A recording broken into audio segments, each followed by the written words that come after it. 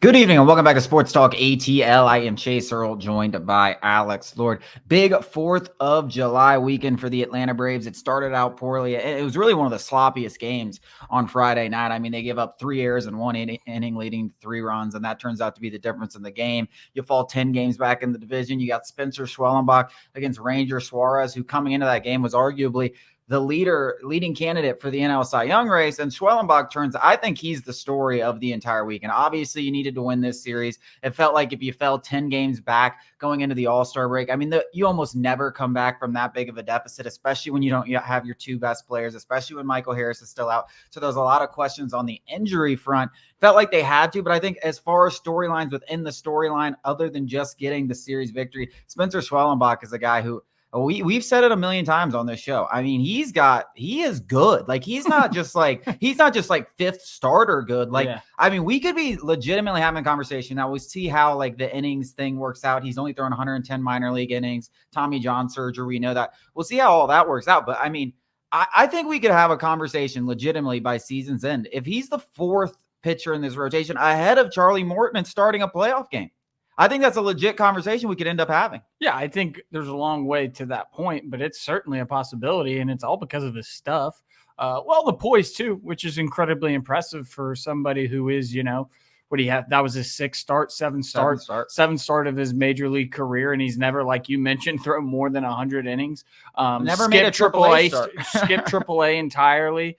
It's just one of those things that the Braves somehow, and the point that you continually to bring up, and it's on here or on the website, sportstalkatl.com, is, if you needed to take one to the bank, if you needed somebody to kind of reaffirm what your eyes are seeing, it's Dana Brown, who has an eye for talent, who found Spencer Strider, who found Michael Harris, who found Spencer Schwellenbach, and who he said was the most exciting player he's ever scouted/drafted. So if you needed some sort of confirmation, if you didn't trust your eyes, or if, you weren't a big believer in his stuff, or the poise is shallow, whatever you might, be second guessing yourself, you can look to Dana Brown, who is arguably the best talent evaluator in the sport. It's telling you that this guy's for real. Yeah, I mean, I look at him just strictly from an eye test perspective. Like, what does Spencer Schwellenbach have or not have, right? He's athletic on the mound. He fields his position fantastically. He's got velocity. It's not like 99, but he throws at 96, 97, averages over 95 miles per hour. Plenty fast enough velocity-wise. He's got a legitimate 6-pitch mix. Now, what's even more impressive about having a 6-pitch mix is, think about this guy. He was a two-way player. Like, he was a shortstop. He didn't even know if he was going to pitch. The Braves saw him as a pitcher, obviously, but they didn't know, he didn't know coming out of college what teams were going to evaluate him as. And he already has this wide array that he feels comfortable. I mean, he throws them all almost evenly. I mean, he throws legitimately 6 pitches. And if you go look at that game against the Phillies, it was like 15 sinkers, 15 cutters, 15 sliders. Like, it was all the same spread out. I mean, it is a legitimate. It's not just like he mixes in, a sinker here and there. No, like, these are all pitches that he goes to at any moment, and he has a ton of confidence in. You go look at the analytics, the stuff pro, everything points to this guy being legitimate. I mean, he has a chase rate in the 99th percentile. Like, he can get strikeouts. Everything, there's really what's not to like, other than the 5.02 ERA, which isn't exactly sexy, but the FIP is good, 3.57.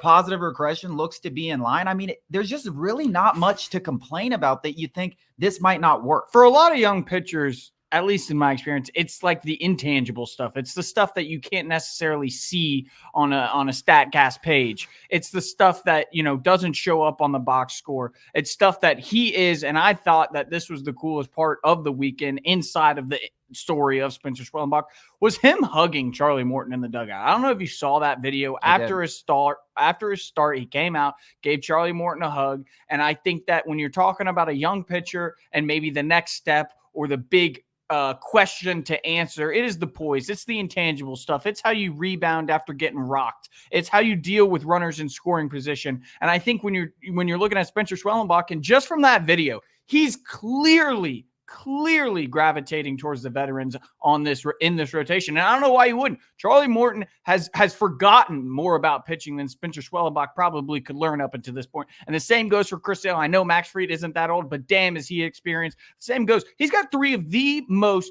I guess, savants of pitching in baseball to learn from. And it's not only that he has them, he's using them. I think that is the biggest step for any pitcher is, you already mentioned, he's got the stuff. We know the stuff plays. But generally speaking, when pitchers make it, they're the guy in the rotation, it has way more to do with stuff than anything, in my opinion. Every great pitcher has good stuff.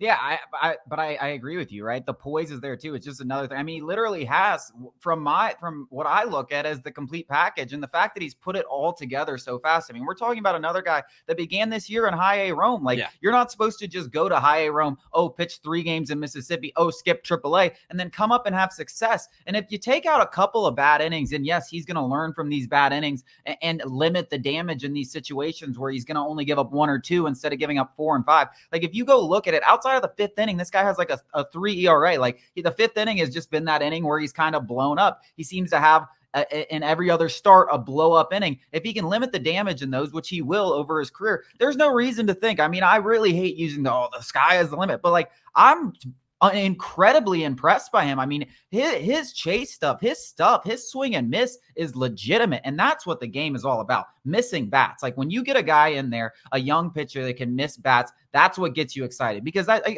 like look around the league, man. Strikeouts rule the game. Yep. Strikeouts rule the game. Guys hit home runs and guys strike out. That's pretty much the name of baseball. So if you can limit contact, you're limiting the opportunities for home runs and you're striking people out. That's what he brings to the table. That's what we've seen so far. So really exciting. I want to talk about some of the other things. Offense. What? It woke up like against. I know. We always say, the Braves are back on this show, right? And then they just go out there and lay 3 stinkers against the Arizona Diamondbacks coming back. But you think, when you're talking about a Phillies pitching staff, what have they been? What has been the key to the Phillies' success? Has been this pitching staff. You have Aaron Nola and Ranger Suarez in those 2 games, and you score what, 12 runs, 6 runs in each game. Then you score 6 runs on Sunday. So all it takes is a little bit of offense, and this pitching staff, especially with Spencer Schwellenbach, the wins are going to pile up. Now, can they sustain it? Who knows? The trade deadline's coming up. We could be seeing Eddie Rosario. Hopefully that can give us a little bit of a boost. We'll see. But it was a good weekend. It was a refreshing weekend against a team in a series that you had to win. You watched Friday night's game, and I was like, I'm not going to watch either of the other games because I was firmly like, oh yeah, here we go. We're going to get it's going to be a 12-game lead by the end of the weekend. And I want to give some individual performance. Ozzie Albies seems to be, I don't want to say it, he's getting hot. Jared Kelenic is a very good baseball player. A slump is coming. I'm eager to see how long that slump will last. But right now, he's tearing the cover off the baseball. I mean, he right now, and I know we still have questions. He's an everyday player. He will be an everyday player for the Braves for the next 3-4 seasons, however long he's under contract.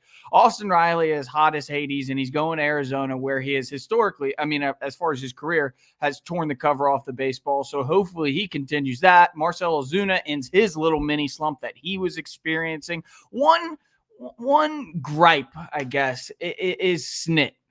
2 things. Leaving Max Fried in there too long, I don't really care all much about that. We need to play Sean Murphy twice as much as we are playing Travis d'Arnaud, and maybe even more, because the simple fact of the matter is Sean Murphy is the better offensive player. He's a better defensive player. And when it comes down to October baseball, he's going to be playing every single day. It seems like Sean Murphy can't get in a groove because he's not playing every single day. He just missed 2 months. It's surely not a rest thing. Like, what are we doing? It's July. Yeah, it's July. The only thing I can think of, and you can't really say this because this is what they did for most part of last year, is maybe you want to ease him into things because he is coming off an oblique injury. But I'm assuming they give him plenty of rest. I mean, he's 100% healthy. Why would you even bring him off the IL if he wasn't ready to full-fledged? I completely agree. And why do you make this trade to upgrade at catcher if you're not going to go ahead and give Sean Murphy, the keys to the franchise? 3/4 of the starts, even with Travis d'Arnaud. And this is a guy who, when he was in Oakland, was starting every single day and talked about how he and you're not going to be able to start every single day probably in Atlanta because it is super hot. And there are going to be days where you're going to want to give him an off day. And you do have a competent backup catcher. Which makes it easy to do. But at the same time, three out of every 4 games, at least 2 out of every single 3. I mean, the biggest game of the series, the season to this point, and 2 out of the 3 days, you have Sean Murphy sitting on the bench. Yeah. Doesn't really unacceptable. doesn't really make a ton of sense. I'm sure Snicker has some reasoning behind it. It's just the schedule. Doesn't mean it's right. Yeah, doesn't mean it right. Max Fried obviously should have been pulled. Letting him face Trey Turner for a fourth time. Yeah, that is insanity. A guy who terrorizes the Braves, just terrorized Max Fried. And I understand the argument that you have an ace like Max Fried. I'm fine with that. He's earned the right to get out of those situations. But this isn't one of those. It's worth raising the question, and I'm not as that didn't keep me up at night. And it's not like Sean Murphy playing would have been the reason the Braves swept the Phillies. I don't believe that. But it doesn't hurt your chances. He is the better player in both aspects of catching. He's the better offensive player. He's the better defensive, by far the better defensive player. And maybe Max Fried's more used. He's pitched to Travis d'Arnaud more than any other catcher. Maybe that's it. I don't know what it was. I mean, that's certainly a thing. That's certainly a thing that has to be considered. I can't think off the top of my head if he prefers d'Arnaud.